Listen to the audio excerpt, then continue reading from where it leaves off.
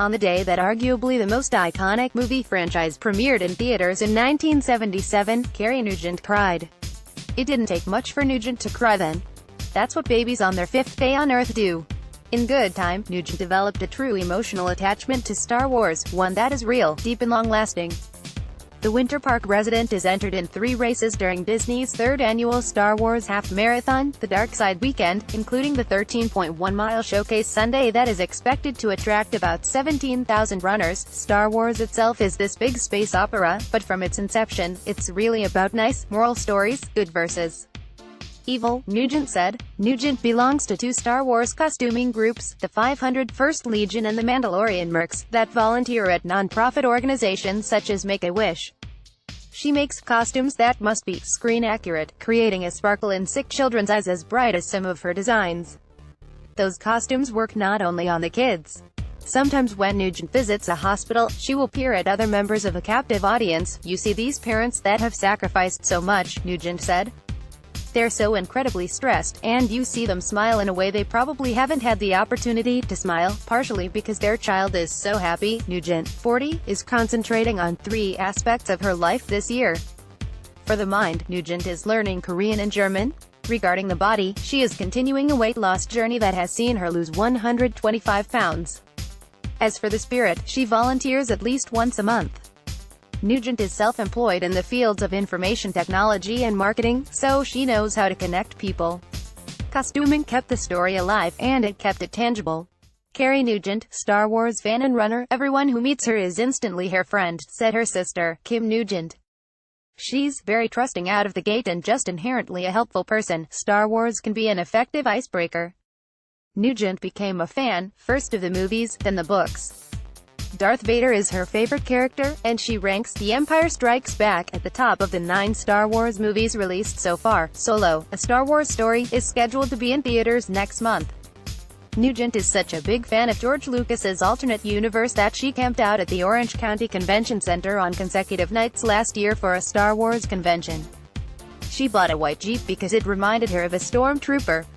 As for the costumes, Sunday's race, she stays in character, Tito Miranda of The Mandalorian Merc said. If she is playing the good guy, she's the hero.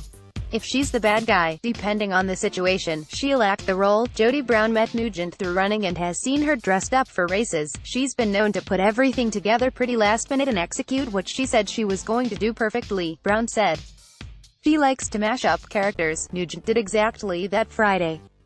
Nugent dressed as a Mandalorian-inspired version of Princess Merida from the Disney movie, Brave, complete with a red wig, for the 5-kilometer race at Epcot. Costuming kept the story alive, and it kept it tangible, Nugent said. Nugent said her favorite Star Wars creation, a chrome-looking combination of Captain Phasma and a Mandalorian that she calls Phasmondo, took her 5 months to make. The time involved with the design process fluctuates, depending on the materials and the level of intricate detail required, but Nugent doesn't mind. It's a joy, just like volunteering. I can't really imagine going through a month and having everything centered on me, Nugent said. It's better to put the attention where it's needed. Star Wars allows her to do that while, at the same time, engaging in some really rewarding playtime.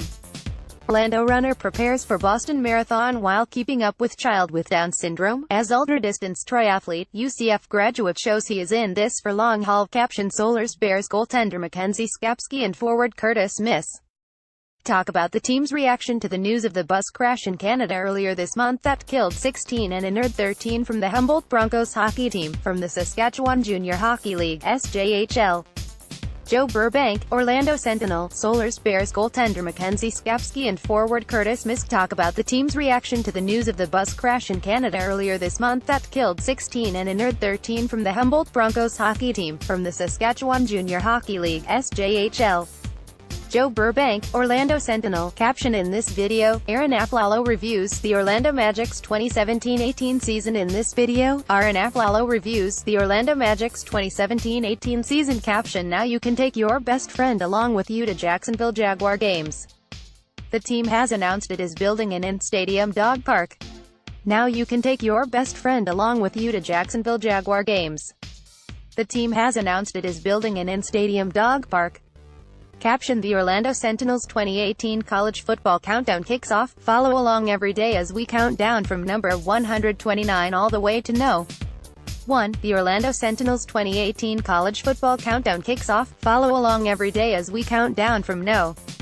129 all the way to number 1. Caption in this video, Aaron Aflalo looks back on his 2017-18 season with the Orlando Magic.